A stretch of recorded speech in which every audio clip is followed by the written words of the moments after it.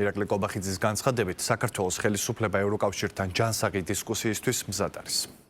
თქვენი სით რით დაიწყო ყველაფერი 2022 წელს, ჩვენ თქვით უარი ომში ჩართვაზე და ამის შემდეგ დაიწყო აბსოლუტურად გაუგონარი შანტაჟი, ჯერ არ მოგვანიჭეს კანდიდატის სტატუსი ყოველგვარი დასაბუთების გარეშე.